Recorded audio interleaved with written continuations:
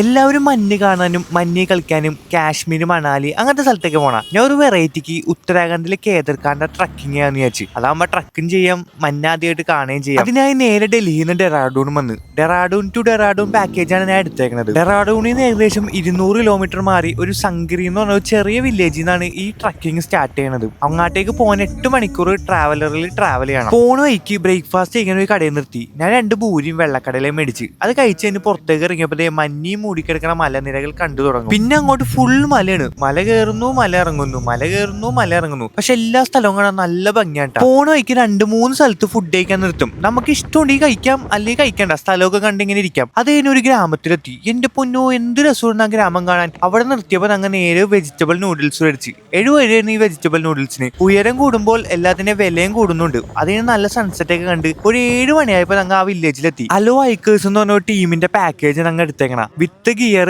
6100 ഒരാൾക്ക് വന്നത്. അവിടെ എത്തുമ്പോൾ നമുക്ക് ഒരു ഫോം വരും. നമുക്ക് ഹെൽത്ത് ഇഷ്യൂ ഒന്നും ഇല്ലാന്ന് അതിൽ ഒപ്പിട്ട് കൊടുക്കണം. അതിന് നേരെ ഫുഡ് കഴിക്കാൻ പോകും. ചപ്പാത്തിയും പായസവും ചോറും പിന്നെ ഫുൾ വെജിറ്റബിൾ കറിയാട്ടാ.